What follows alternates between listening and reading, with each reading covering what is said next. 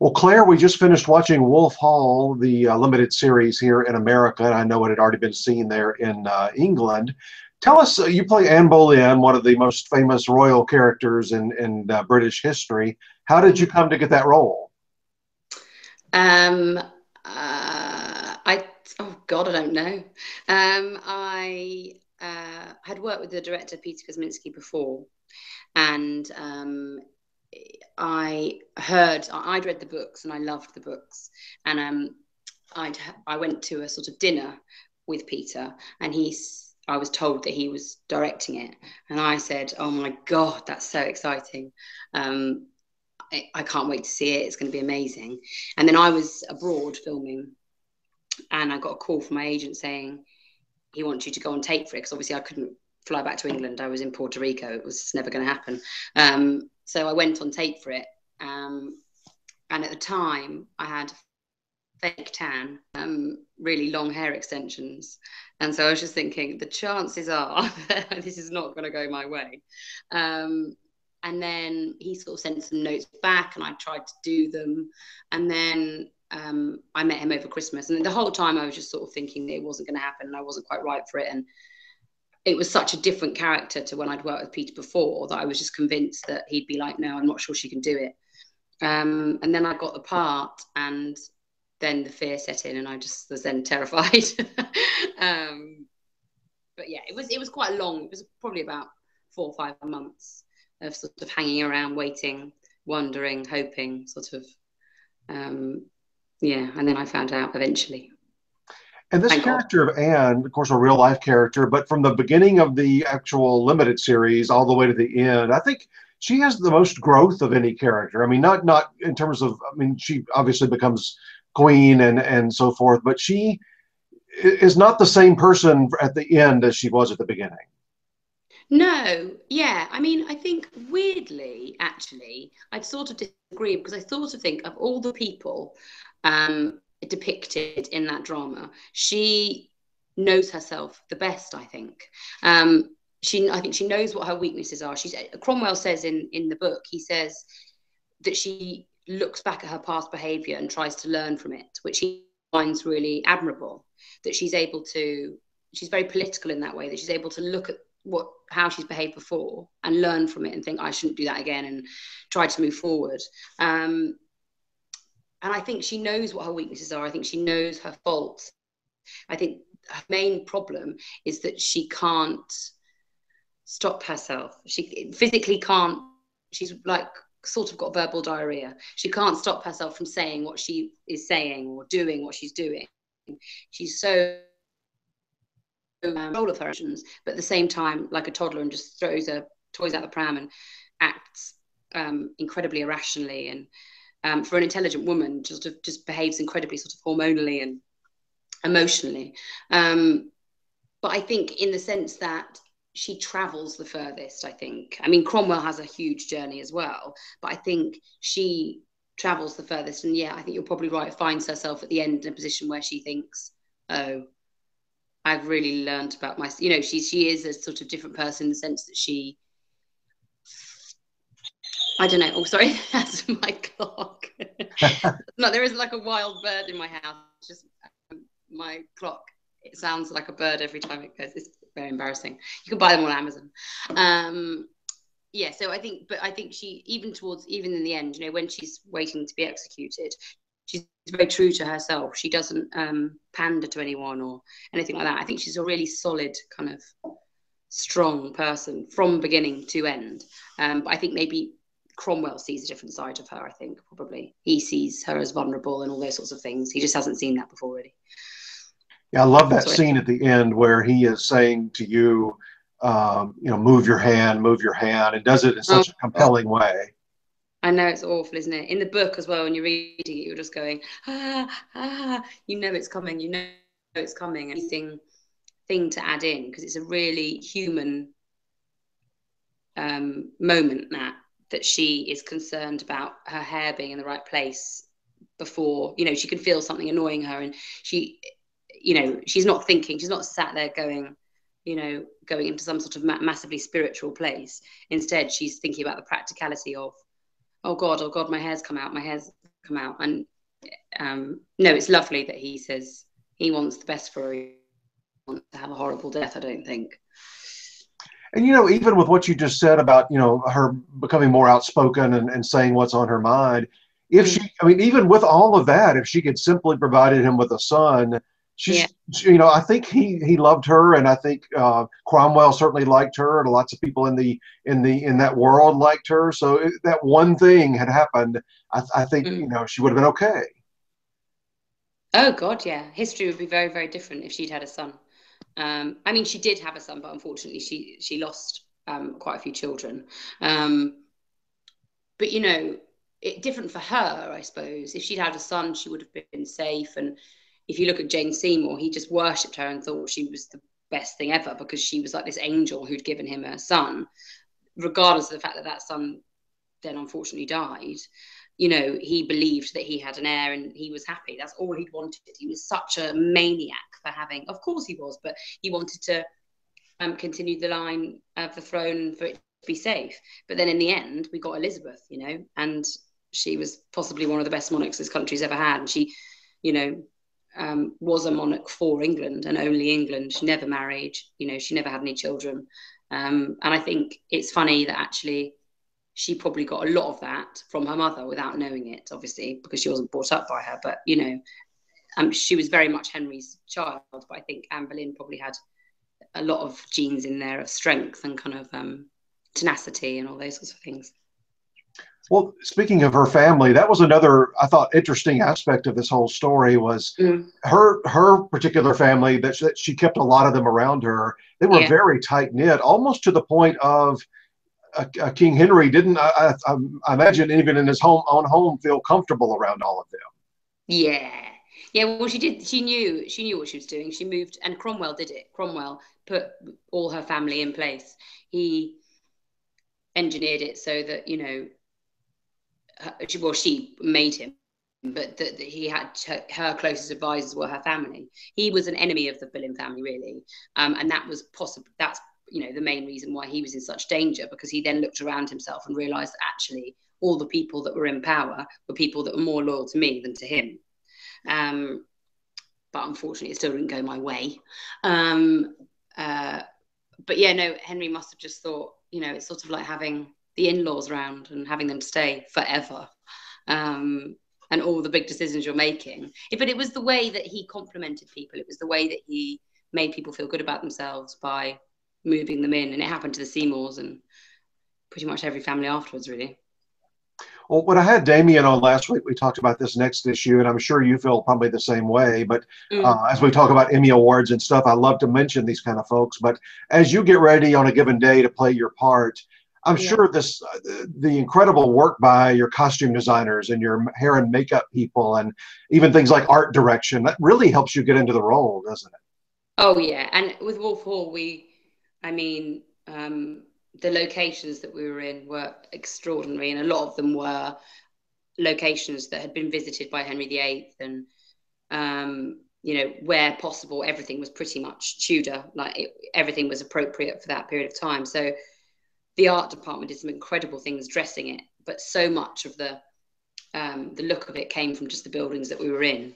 And the costumes are just extraordinary. They were pretty much majority of them made, and were just amazing to wear and painful, but amazing. And it just means that you don't really have to use your imagination that much. And when you're working with Peter as well, you don't have to use your imagination at all, because he tries to be the most unobtrusive he possibly can be with the camera. So a lot of the time you don't really know where the camera is, or where the crew are. Everyone's so sort of thoughtful and kind about not wanting to disturb what's happening between the actors, and that means that really we're just in a room talking to each other, and Peter just captures it, and then it ends up on screen, really. Well, we talked about that style too, with his background and the way he shot this, just being almost like a documentary feel. Yeah. Well, no, he obviously came up through documentary and things like that. And one of the things I learned with Peter from working with him before was that he doesn't like to precede the character into the room, and that's a real documentary sort of style. And I think it really, it works perfectly with Wolf Hall, because everything you see is from Cromwell's perspective, and all the characters are viewed from his perspective. And it's a very simple thing, but it's very important in the sense that every camera setup is with that in mind, and every camera setup Peter's thinking, where is Cromwell in the room? What is he seeing? What's he noticing about people? And that does make it very much like a documentary, which means that for us, we don't really have to. There's no sort of, can you just stand on that spot and not move your eyes and just stare at the wall? You genuinely are there, living and sort of breathing it in a way. And tell me about, I specifically want to ask about these two men, but Damien first, just acting opposite him. Oh, he's amazing. I couldn't imagine anyone else playing that part. I just think he's absolutely perfect for it. And it's not just the colour of his hair. I just think he's just got such presence and sort of vitality, and kind of like an everyman quality. Like he could literally talk to anybody and get on with anyone. And I feel like that's what Henry was like. I think he was really able to charm anybody, and kind of wanted to be a man of the people. Do you know what I mean? And I think Damien is, and he just is wonderful to have on set, and he was just great, and really sort of, scary and formidable, but also sort of, charming and kind, and just a deadly, deadly combination, I think. And Mark Rylance, he has done, he's probably one of the best theater performers ever, but we've rarely seen him, at least in America, on TV or movies. So just talk about, I guess that theater background really was fun for you to act opposite him. Oh yeah, I mean, I think the amazing thing is both Mark and Damien and myself, we'd all worked with Peter before, so we all knew we were sort of in safe hands, and we all sort of had different relationships with him, but we're able to have a sort of shorthand, which meant that it was just so easy. And I think with Mark, he never seemed nervous to me. He never seemed out of his depth or anything like that. I don't think he possibly could have felt that, because he was just so wonderful, and just so brave at being sort of still and present, and not doing anything really, not doing too much. And I think it would be so easy with that part to put something on it to portray him in a certain way. And he just didn't try and portray him. He just listened and was there, and that made it so frustrating being in scenes with him, really, especially as Anne, because she was always trying to figure people out and get something out of people. I think that's, especially with Mark's Cromwell, you sort of are watching him going, what's he going to do? Like, you can't trust him as far as you can throw him. You're looking at him going, oh, I'm not sure about him. Well, that's what she thought anyway, because she didn't know what he was doing. He's sort of silent and mysterious, and you don't know what he's going to do. He's the ultimate chess player in that particular role. Oh yeah, definitely. Just the slightest, even movement of his mouth or an eyebrow might tell you what he's thinking. Yeah, exactly. But sort of like a mafia boss in that sort of classic sense, that you're like silent, but could go off at any moment, and you don't know when he's going to do it. So you're sort of a bit tentative about, you're scared of him, and you should be scared of him, but you don't really know why. But you like him. You're scared of him, but you like him. Yeah, you're scared of him. You like him. It's all in there. Because that character, that real life character, is like that. That's why he can read the room so well and be such a good advisor, because he can look at other people and pretty much tell what they're thinking. Yeah, I think so. I mean, I think he viewed the world very much as from his perspective, in the sense that, in this character anyway, the character of Cromwell, because he was very political, he was a tradesman, he was a soldier, he'd done pretty much every job in the world, and he saw how the world worked. He saw that it was about money and power, and that people had things to trade. It was all about trade. He saw that if you bought this from this person, you got something back. In the book, it's all about the money that people owe him, and how that is power, and the money that people owe Henry is power. He realizes the flow of money and trade and things is how the world works. And I think that's a slightly just sort of disturbing way of looking at things. But I think that would probably be very true to how the real Cromwell was. I think he lived 100 different lives for someone of that period, had travelled around the world. I think there definitely would have been an element of, mover and shaker about him. And now that people have seen it, of course, it took a while to make, and then it takes a while to come out. And you're all, I know when you do something like that, you just can't wait for people to see it. What has been the reaction? What did people, like friends, family, people on the street, what are they saying about this particular project? Well, all my family loved it, and my friends who've watched it loved it as well. I think it's one of those things that if you go into it knowing that you're not going to watch something, it's not a classic period drama. You're not going to go and see kind of what you expect, like lots of people on long journeys in carriages and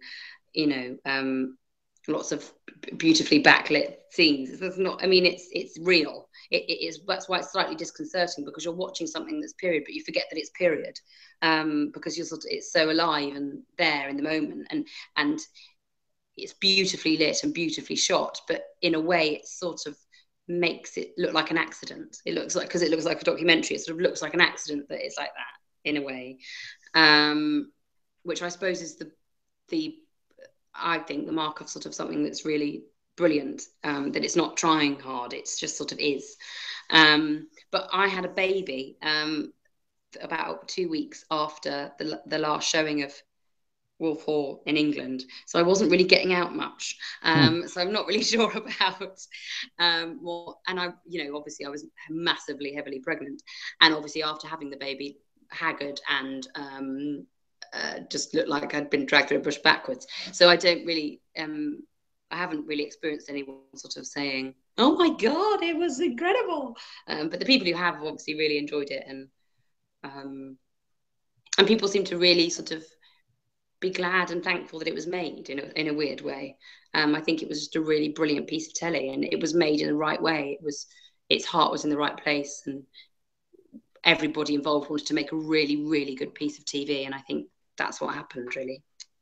Well, the critics over here have certainly loved it. They nominated Mark and Jonathan and the project for Critics' Choice Awards, which were held earlier this week. How did you hear about getting that nomination? I got an email from my agent saying you've been nominated, and I think I sent one back saying woo, but there was never any dream of going over or anything like that, because I've got obviously a new baby to look after and things like that. It's very funny that everything is very clearly put in perspective when you've had no sleep and you've got a baby to look after. As lovely as it is, you end up sort of going, oh great, that's brilliant, right, so if she's getting up at this time, what time can I feed her, and all those sorts of things. So it's sort of way too many other things on your mind for that, but it's certainly an honor. You've got to appreciate that. Oh god, yeah, of course it is.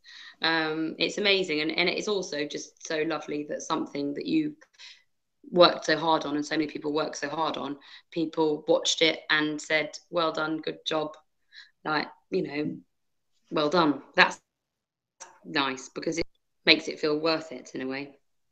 Well, I personally have you in my predictions for the Emmy Awards later this summer. I think you're going to get nominated there. I think a lot of us do. And so maybe you can, if that happens, that's way over in September, maybe you can figure out a way to get over here. Oh god, you'll be really old by then. I'll be leaving her at home. Yeah, I'll be over there like a shot. Get that baby on their first flight. Yeah.